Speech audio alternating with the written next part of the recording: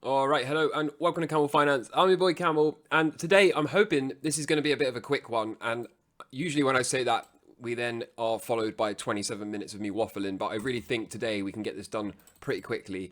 So the reason I'm going over this one today quickly is because right after I finish recording this and get it uploaded, I'm going to put out and produce the cycle low tutorial, if you want to call it that.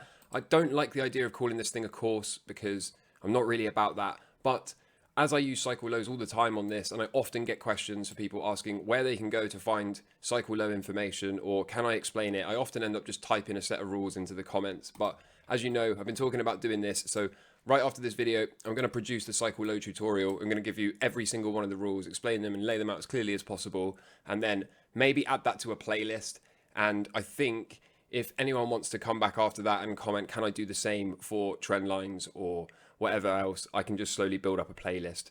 And I don't really want to describe it as a course. I think what I prefer to think of it as a place where people can go if they're unfamiliar with the strategy that I use to just get a clearer understanding of the strategy, how it's implemented, and find a black and white set of rules for said strategy. So that is going to be coming next week because I'm actually getting married next week, as I think I've mentioned 100 times already. So I'm obviously not going to be able to put out any videos, and therefore that is why the cycle low tutorial is coming early next week. So expect that and possibly one or two other outside the box videos. I'm not going to be putting out any charts today. I'm just going to briefly touch on a couple, mostly because nothing has really changed since the weekend's video. So if you haven't seen that, go and watch that. That will show you the plan of attack for this week. I am, of course, hunting for cycle lows in the stock market. I really hope that they should show up this week. And mainly that is because Mrs. Campbell's not going to be very happy if I'm sat at the wedding breakfast next week trying to pick cycle low longs at the dinner table. So hopefully I can get my longs on this week. Otherwise, you're going to be somewhat on your own next week. You should know the strategy by now. You should obviously be making your own decisions, not copying me. But it would be nice for everyone's sake, I think, if we can find these cycle lows this week and get the longs on ahead of time, so that I don't have to upset my wife before we've even finished the wedding. I added a short VIX position this morning via the futures markets. So again, I mentioned that in the weekend's video. I'll show you that position. We'll just do that right now. Here it is. So this is what it looks like.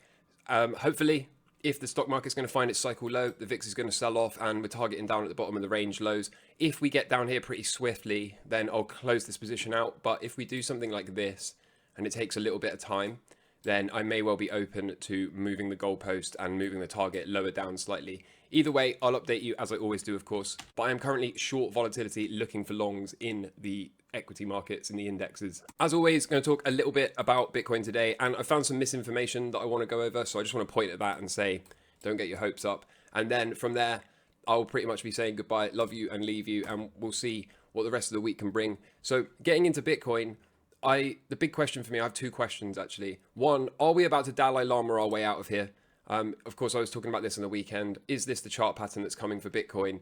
And the reason I'm so interested to see if this is what's coming is because if it isn't, then it's finally time to scratch this one off. This has been the primary expectation for Bitcoin for the entirety of this year. In fact, since multiple years ago, the expectation was we would get a right translated cycle, followed by a bear market, a left translated cycle, and a 3-year bear market decline. That has been my expectation since about 2018. So we will see what happens out of this.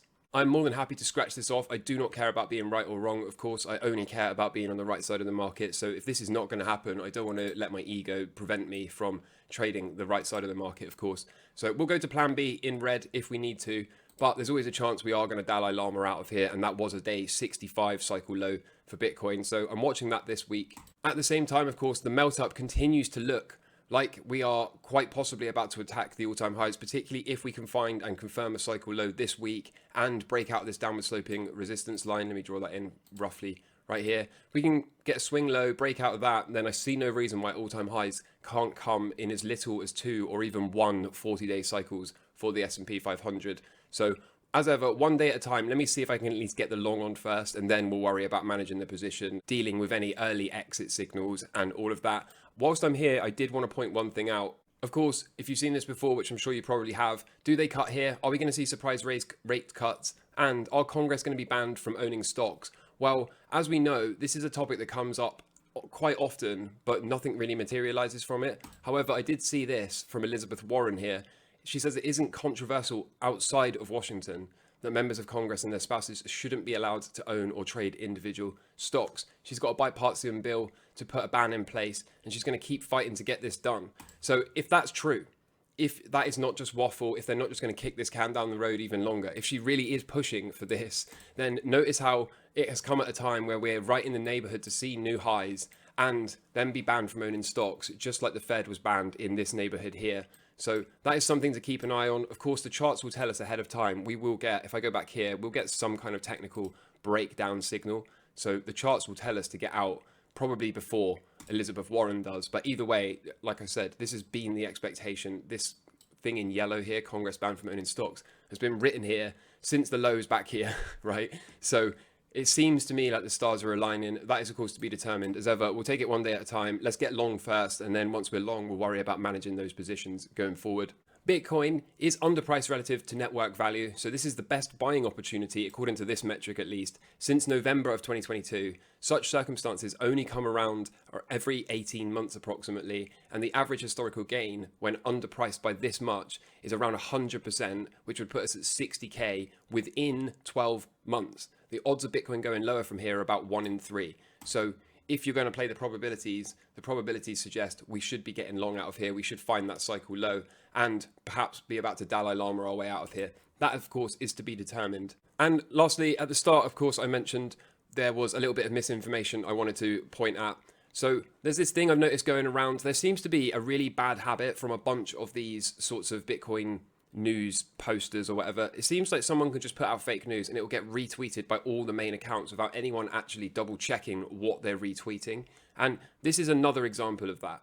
So allegedly, it only costs $260 to mine a Bitcoin in Lebanon, which is 783 times cheaper than in Italy, where it costs 200k.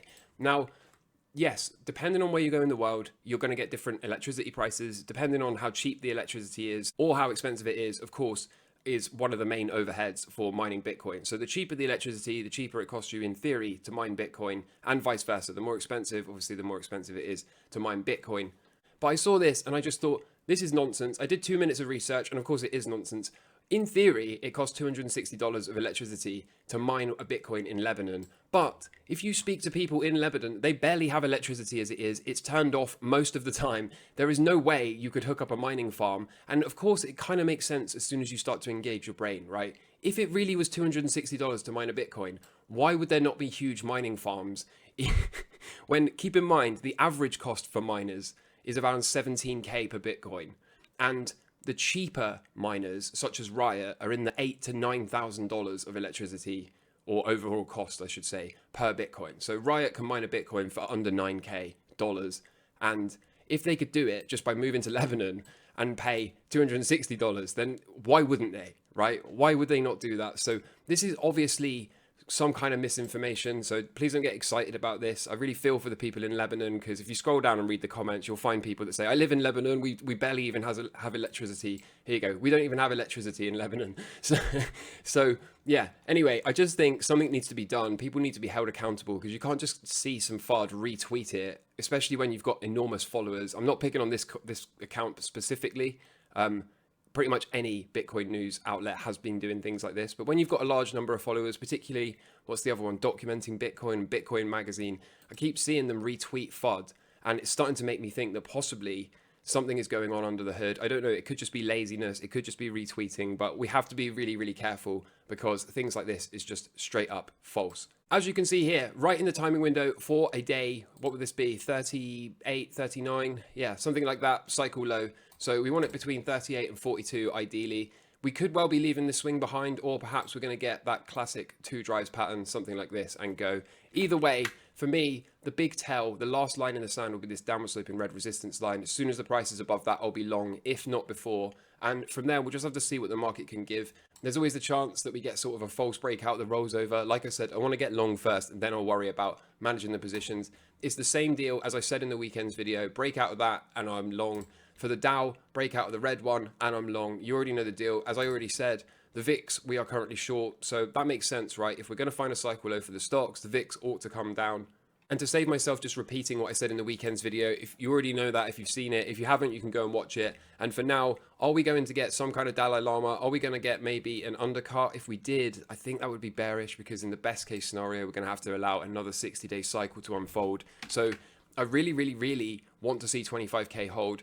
Any kind of action into here and then a strong reversal is buyable. But to be honest, it's going to be a little bit difficult to read over the coming days, and anything other than explosive price action out of this week is probably a very bearish sign, at least in terms of time. So I'm not saying that we have to, if we lose this level, go all the way back to the lows or beyond. I'm just saying it's going to take at least a 60-day cycle, which is of course 2 months, to repair before we can have another crack at going higher. Be careful what you wish for. If you're underexposed, you probably want lower prices so you can accumulate. But like I said, don't be championing that we can wick down to 22k and then reverse and do this. I really don't think that's on the cards. We lose this level, we take out that cycle low, and it's going to take a couple of months in the best case scenario to repair that technical damage. So be careful what you wish for. I think we should be all wishing for this, a nice Dalai Lama and a breakout, but of course that's to be determined. And of course, hopefully the dollar can stop being a problem child. If we see the dollar roll over, there's a BRICS thing going on this week, maybe that can drive the price down.